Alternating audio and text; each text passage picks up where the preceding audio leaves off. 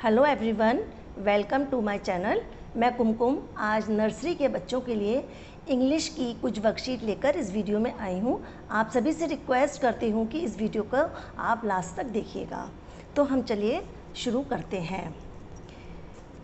आपको याद होगा कि आज से कुछ वीडियोस पहले मैंने आप लोगों को ये लाइंस के लिए बताया था कि हम लोगों को बच्चों को ये लाइंस बतानी है। अगर हम ये लाइंस बच्चों को अच्छी तरह से समझा देते हैं और बच्चों को समझ में आ जाती हैं तो किसी भी अल्फ़ाबेट को बनाने में या मैथ्स में या हिंदी में बच्चों को प्रॉब्लम नहीं आएगी। तो मैंने सोचा कि आज एक हल्का सा इंट्रो दे देती हूँ बच्चों को, इसलिए मैंने sleeping line, standing line, slanting line दोनों फॉर्म में, ups and downwards, right curve, left curve, इस तरीके से बनाए हैं। इसी के सेकंड स्टेप में हम बच्चों को ट्रेसिंग के फॉर्म में इन लाइंस की प्रैक्टिस कराएंगे। जैसे ये मैंने स्लीपिंग लाइन डॉट्स के फॉर्म में लगाई हैं, इसी तरीके से ये स्टैंडिंग लाइन है, स्लैंटिंग लाइन है। इसके ऊपर बच्चे ट्रेस करके इसे कंप्लीट करेंगे। उसके बाद थर्ड स्टेप में मैंने डॉट्स की हेल्प ली है। ये 2 डॉट्स लगा दी हैं। उसके बाद हम बच्चों से कहेंगे इसको मिलाइए, जिससे बच्चों का फॉर्मेशन लाइन बनाने में अच्छा हो जाएगा। इसी तरीके से ये स्टैंडिंग लाइन है, ये स्लैंटिंग फॉर्म में है, दोनों तरीके से कराएंगे। उसके बाद बच्चों को बिल्कुल फ्री छोड़ देंगे और उन्हें कहेंगे बेटा, उनसे पूछेंगे बेटा ये कौन सी लाइन है, उन्हीं से रिपीट करा के यहाँ पर लाइंस बनवाएंगे। अगर थोड़ी सी टेढ़ी आती है तो आने दीजिए, कोई बात नहीं। इसी तरीके से ये वाला हम पोर्शन कंप्लीट कर लेंगे।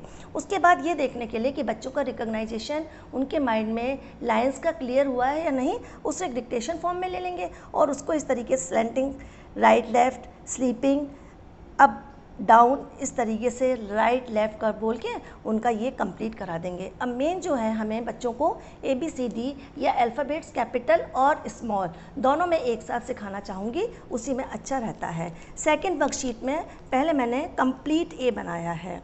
ये कैपिटल है, ये स्मॉल है, हमें बच्चों को साथ साथ बताना है।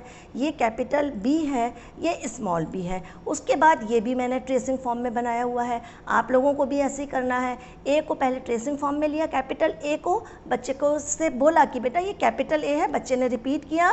फिर उसके बाद इसी तरीके से जितने भी अल्फ़ाबेट्स हैं A to Z आप कंप्लीट करा सकती हैं। इसके लिए ये है कि हो सकता है कि बच्चों को 2 दिन भी लग जाए, 3 दिन भी लग जाए, आपको जल्दी नहीं करना है। एटलीस्ट एक दिन में 5 या 6 अल्फ़ाबेट्स कराएंगे तो एक हफ्ते में हमारी ये इंग्लिश की जो वर्कशीट्स हैं, जो इंपॉर्टेंट चीज़ हैं, वो कंप्लीट हो जाएंगी। उसके बाद ये मैंने डॉट की हेल्प ली है। ये मैंने 3 डॉट्स बनाए हैं A के लिए। बच्चों से कहेंगे बेटा A की स्लैंटिंग लाइन बनाइए, इधर से एक स्लैंटिंग लाइन बनाइए, बीच में इसको ज्वाइन कर दीजिए।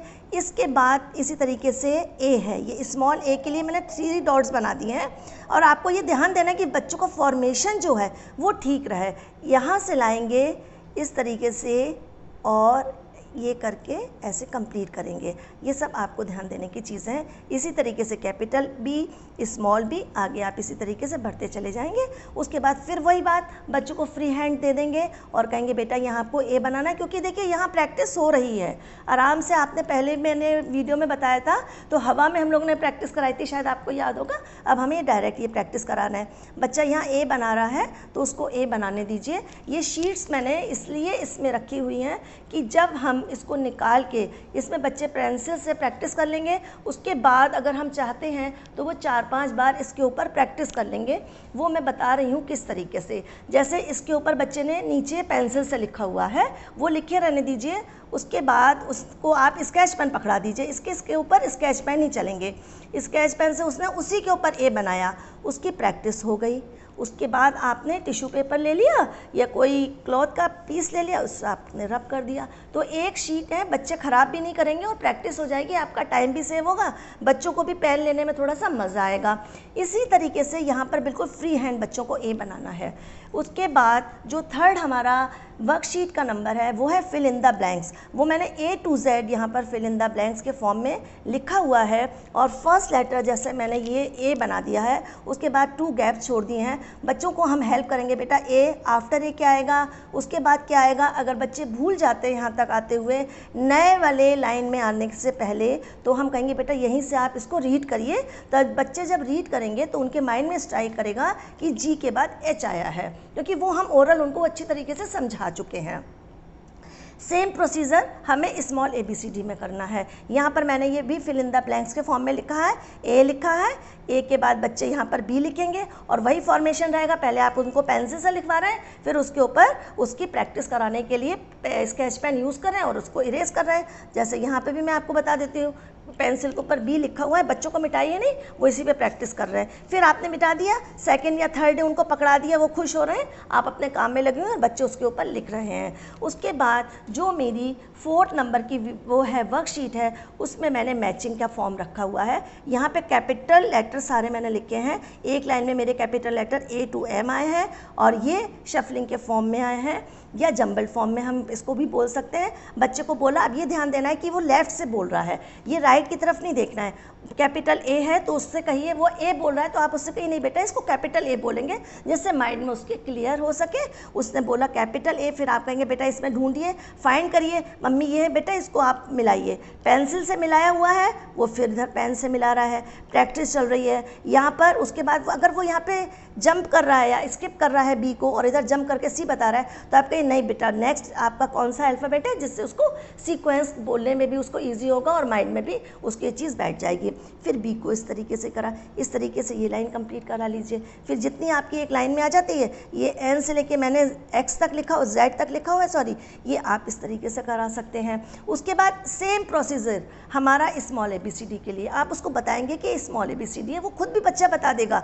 और इसी तरीके से हम लोग लाइंस के थ्रू उनको क्या कर सकते हैं, ज्वाइन करवा सकते हैं और बच्चों के माइंड में इस चीज़ को क्लियर कर सकते हैं। अब मोस्ट इम्पॉर्टेंट जो हमारी 5th वर्कशीट आई है, उसमें हम A to Z कैपिटल और स्मॉल दोनों का डिक्टेशन बोलेंगे।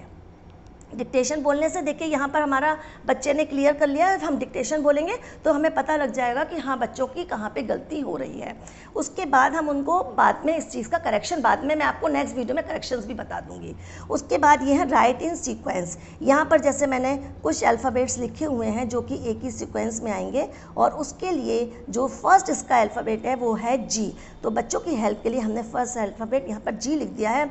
उसके बाद बच्चों से कहेंगे बच्चा बेटा G के बाद क्या आता है या आफ्टर G क्या आता है, H। यहाँ से बच्चे ने ढूंढा, उसका दिमाग चला, उसने यहाँ H लिखा, फिर I लिखा। अगर बच्चा फिर भूल रहा है, फिर आप उससे कहेंगे वही वाला फर्स्ट वाला प्रोसीजर कि बेटा इसको यहाँ से बोलिए, उसने बोला और इस चीज़ को उसने सीक्वेंस फॉर्म में लिख दिया।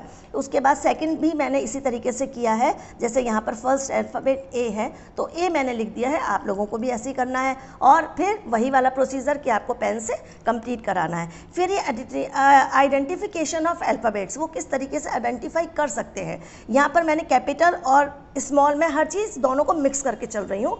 तो ये मैंने लिखा हुआ है, A लिखा है और यहाँ पर भी मैंने अल्फ़ाबेट्स A के थ्रू बना दिए हैं, जिसमें A 2 टाइम्स आया है। और उसको मैंने कहा बेटा ये क्या है, A अपने बच्चे को बोला।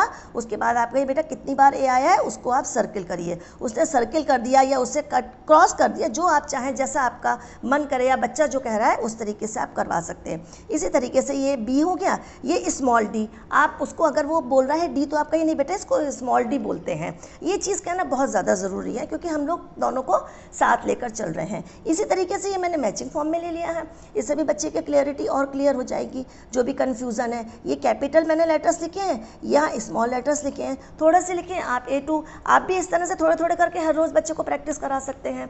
अब लास्ट में जो मेरी एक वर्कशीट है, ये बहुत मतलब मज़ेदार भी है, जिसको हम रैंडम डिक्टेशन भी बोल सकते हैं। यहाँ पर मैंने जो सर्किल बनाया है ना, ये बिग सर्किल है, इस साइड में स्मॉल सर्किल है। आप इस सर्किल में कलर भी कर सकते हैं या छोटे छोटे आप कलरफुल कागज़ लेकर के काट के और बच्चों से स्टिक करवा सकते हैं। और फिर आप रैंडमली उनको डिक्टेशन बोलेंगे, कैपिटल A, बच्चे को नहीं बताएंगे कैपिटल A कहाँ लिखना है या बिग A, तो वो बिग वाले में लिखेगा। स्मॉल और बिग का भी आइडेंटिफिकेशन बच्चे को हो जाएगा। इस तरीके से आप उनको डिक्टेशन बोल सकते हैं। बच्चे उसके ऊपर डिक्टेशन लिखेंगे, इसके ऊपर वो पेंसिल से ही लिखेंगे, पहले वो पेंसिल से लिखेंगे और फिर वही हमारे पास प्रोसीजर है कि हम स्केच पेन का यूज़ करा के उनको 3-4 बार एक ही शीट में इसको रिपीट करा सकते हैं। बस आज की वीडियो में मैं इतना ही आपको आपके बच्चों के लिए हेल्प कर पा रही हूँ। नेक्स्ट वीडियो में हम इसी से रिलेटेड और भी चीज़ें लेकर आएंगे, जिससे आप लोगों को और हम लोगों को अपने बच्चों की हर प्रॉब्लम को सॉल्व करने में अपनी पूरी हेल्प कर सकेंगे।